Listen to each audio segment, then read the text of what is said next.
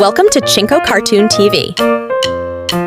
एक दफा का जिक्र है। शाम के मुल्क में एक बादशाह रहा करता था।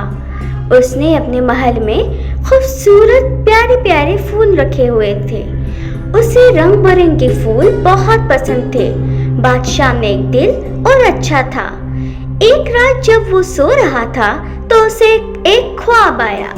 ख्वाब में उसे 4 परियां नजर आईं। 4 परियां जिसके पास अपना अपना हुनर था। उनमें से एक परी अपने जादू से एक प्यारे से दरख्त की शाख बनाती है और दूसरी परी अपने जादू से उस शाख पर खूबसूरत फूल लगाती है और तीसरी परी एक सेब बनकर दरख्त पर लटक जाती है।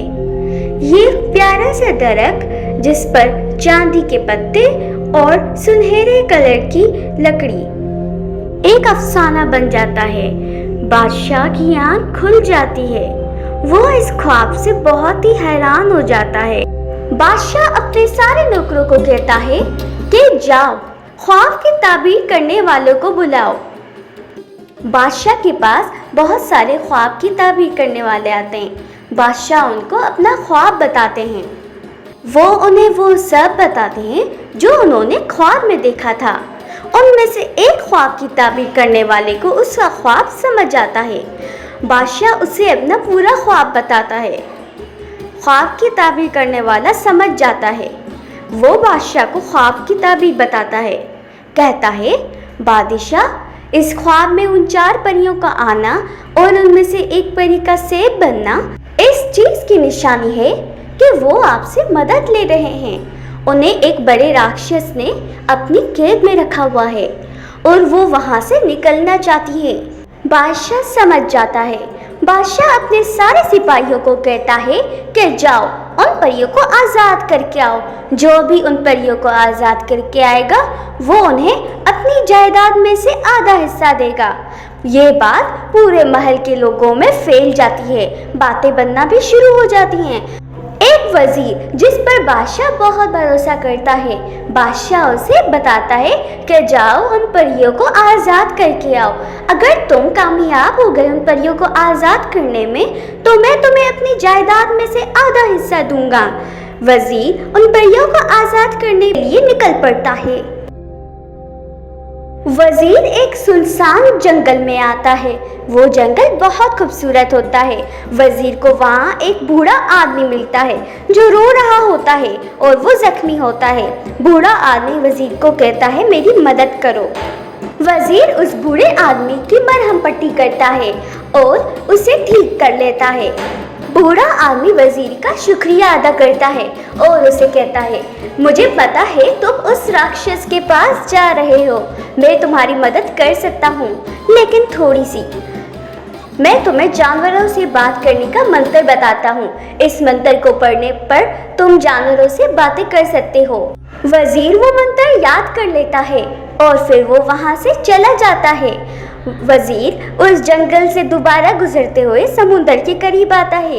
वहाँ उसे 2 मछलियाँ मिलती हैं जो समुंदर से बाहर होती हैं। वो रो रही होती हैं और कहती हैं, प्लीज़ हमें पानी में डाल दो, हम मर जाएंगे। वजीर उन 2 मछलियों को पानी में डालता है और उन्हें कहता है, अब तुम जा सकती हो। फिर वजीर अपनी नई मंजिल की तरफ ओर जाता है। जंगल से गुजरते हुए उसे चूंटियों की आवाज़ आती है जो चूंटियों की मालकिन होती है। वो उन्हें कहती है, हट जाओ, वजीर आ रहा है, वो हमें मार देगा, ध्यान करो। उसी वक्त वजीर आता है और कहता है, प्यारी चूंटी, मैं तुम्हें नुकसान नहीं पहुंचाऊंगा, परेशान ना हो। चूंटी वजीर का शुक्रिया अदा करती है और कहती है, आपका बहुत शुक्रिया, मैं आपके एक दिन ज़रूर काम आऊंगी। वजीर फिर अपनी आखिरी मंजिल की तरफ जाता है, जंगल जो राक्षस के महल की ओर जाता है। वजीर राक्षस के महल पहुंच जाता है। महल बहुत ही ज़्यादा सुनसान और ख़तरनाक होता है। राक्षस को पता चल जाता है कि कोई उसके महल में दाखिल हो चुका है। इसी वजह से वजीर राक्षस के सामने आता है। वो राक्षस को कहता है कि तुम उन 4 परियों को आज़ाद कर लो, तुम जो कहोगे मैं वो करूँगा। राक्षस जो कि वजीर को कहता है, ठीक है, लेकिन तुम्हें मेरे एक काम करना पड़ेगा। राक्षस समुद्र की तरफ जाता है और उसमें एक अंगूठी को गिरा लेता है। राक्षस वजीर को कहता है, इस अंगूठी को समुद्र से तुम कल शाम तक ढूंढ कर लाना। वजीर बहुत परेशान हो जाता है, सोचता है अब मैं उस अंगूठी को कैसे ढूंढूंगा। उसी वक्त वो मछली आती है जिसकी वजीर ने मदद की थी। मछली कहती है, मैं तुम्हारी मदद कर सकती हूँ, ये लो, ये वो अंगूठी है जो राक्षस ने गिराई थी, जाओ उसे दो। वजीर ये अंगूठी जाकर राक्षस को दिखाता है। राक्षस बहुत हैरान हो जाता है और फिर वो कहता है, तुम्हें क्या लगा मैं उस परियों को आजाद कर लूंगा। राक्षस जोरदार हंसने लगता है, इतना हंसता है और कहता है, मैं तो उन्हें आजाद नहीं करूंगा।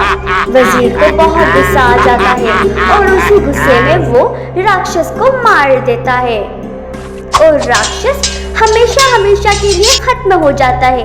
4 परियां आजाद हो जाती हैं और वो बादशाह के पास चली जाती हैं। जैसा कि बादशाह ने वजीर से वादा किया था कि वो उसे अपनी जायदाद में से आधा हिस्सा देगा, बादशाह ऐलान करता है कि वो अपनी जायदाद में से आधा हिस्सा वजीर को देता है। वो 4 खूबसूरत परियां जिसकी बादशाह ने मदद की थी, वो ही बादशाह को ऐसा ही पेड़ उसके बाग में लगा कर देती हैं और फिर वो परियां परिस्तान चली जाती हैं।